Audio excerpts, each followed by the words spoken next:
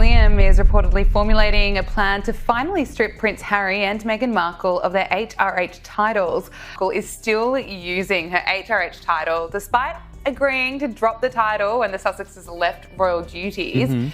How is Will planning to deal? Inside those ancient Westminster corridors, those same cold stone hallways that have survived wars, abdications, scandals, and centuries of whispered political storms, something started to move, a quiet vibration at first, the kind that makes every insider stop mid-step because they know something big is coming. And they were right, because from inside the House of Lords itself, the oldest legislative chamber in the entire world, a shockwave was about to burst out. A formal petition, yes, handwritten in that heavy constitutional language that only gets used when the country is about to do something historic, was placed on record, and its target? Meghan Markle. Its purpose? Crystal clear: to strip her of the Duchess of Sussex title permanently. No gossip, no rumors, no whispering tabloids making noise. This time, it was the system itself speaking. And oh, it spoke loudly. Behind closed doors, senior peers were calling this moment unprecedented since the aftermath of Megxit. Many of them had finally reached their limit. The murmurs that had been bouncing around Westminster for months were suddenly taking shape, becoming something real. For the very first time, the British establishment wasn't just annoyed or disappointed. It was preparing to take action.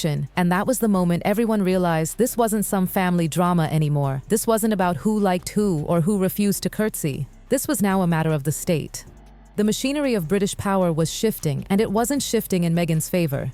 And if you're wondering what pushed them over the edge, buckle up, because the tipping point didn't even happen in the UK. It happened thousands of miles away, Nigeria. What the public saw was this cute, smiles everywhere, private visit. But behind the scenes, it looked exactly like an official royal tour. Meghan and Harry stepping out in traditional attire, receiving honors, making speeches in front of large crowds, posing with senior military officials like they were still working royals. The entire thing had the energy of a royal engagement. But here's the twist that sent the House of Lords into full alarm. No one in the British government approved this, not the palace, not the Foreign Office, not a single department linked to diplomacy or state protocol. They weren't informed, weren't briefed, weren't consulted, nothing. And in the world of royalty, that is not a small mistake. According to insiders, this was seen as dangerous. The wording behind those closed doors was harsh. Terms like unauthorized diplomatic posturing, risk to the crown's neutrality, breach of constitutional expectations. They believed Meghan was acting like a royal representative without actually being one. And when those photos hit the global press, Meghan standing beside high-ranking Nigerian officials, people bowing, honors being handed out, it instantly looked like official endorsement, but it wasn't. Not even close. For the Lords, the optics alone were enough to slam emergency meetings into place. The moment Meghan appeared to be acting as a duchess-turned-ambassador, something snapped inside Westminster. This wasn't Oprah. This wasn't Netflix. This wasn't her podcast. This was diplomacy. And that crosses into national interest. And when national interest is at stake, the British Parliament never stays silent. This wasn't irritation anymore. This was activation. And boy, did they activate. Because while the Nigeria trip made Westminster furious, what really gave Parliament the legal ammunition it needed was something far older, something buried in history but still powerful today: the Royal Titles Act of 1917. That act was created during World War I, specifically to prevent noble titles from being misused, commercialized, or exploited outside the monarchy's control. And as experts began analyzing Meghan's public behavior, the use of her title across corporate deals, media branding, commercial ventures, they quietly concluded that parts of her conduct could actually violate that act. Once the legal scholars chimed in, everything changed. This wasn't etiquette. This wasn't bad manners or clashing personalities. This had become a potential constitutional breach. Sources say the act became the backbone of the petition. Nigeria caused the outrage. But the 1917 legal angle, that was the smoking gun. And then came the part that united almost every critic inside Parliament. Meghan's business empire, not speculation, not rumors, not gossip column guessing. Documented corporate filings, marketing materials, contracts, global branding that consistently used the Duchess title like a golden stamp. Think about it. The Netflix documentary that opened with Duke and Duchess of Sussex splashed across the screen in royal-style fonts, framing them not as former working royals, but as global royals launching a commercial product, then Spotify, then Archewell, then the attempt, yes, the famous attempt, to trademark Sussex Royal around the world.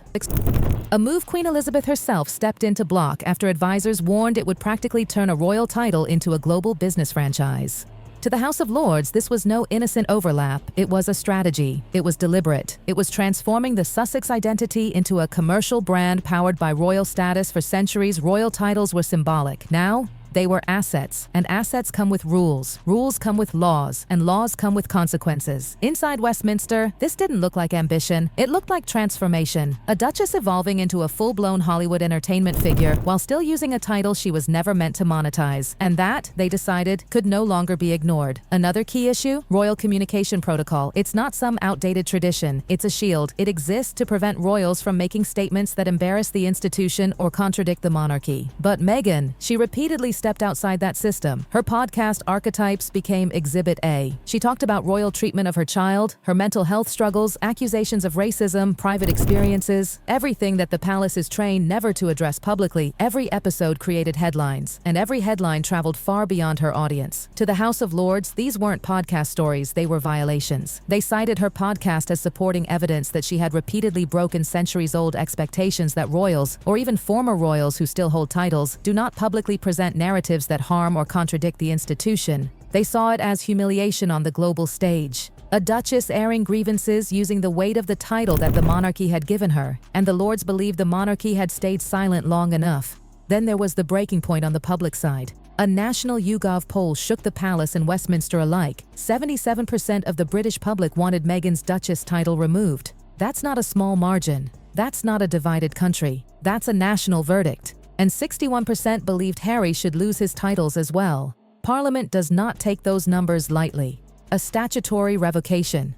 If it succeeds, Meghan will face something no modern royal has ever faced: a legal removal of her noble title by Parliament itself. And this is bigger than Meghan, bigger than Harry, bigger than the scandals and the interviews and the podcasts. Because for the House of Lords, this is about something deeper: the meaning of a royal title. If a title can be turned into a brand, it loses meaning. If it can be used without duty, it loses dignity. If it becomes a tool for commercial fame, the monarchy loses power, and Parliament will not allow that. So now the world watches, quiet, tense, waiting. A duchess in California, a petition in Westminster, a monarchy staying silent, and a Parliament stepping forward. This is not the final chapter. It is the doorway to the next one. Because once Parliament moves, the world will finally know whether Meghan Markle's royal era is ending, or whether the crown is about to redraw the boundaries between monarchy, celebrity, and power for generations to come. And here's the part no one is daring to say out loud, but everyone inside Westminster is whispering with raised eyebrows. If Parliament actually follows through, if they truly strip that title, it won't just redefine Meghan's future. It will redefine what every royal title means in the modern era, because once one title is taken, the precedent stands forever. And trust me, no one inside the establishment takes that lightly. Some insiders say the atmosphere inside the Lords right now feels like standing on the edge of a historical cliff, knowing one single vote could push the monarchy into territory it hasn't touched in over a century. Behind palace walls, the silence is deafening. They won't speak, they won't intervene, they won't protect. Meghan may not realize it yet, but the quiet from Buckingham Palace says more than any public statement ever could.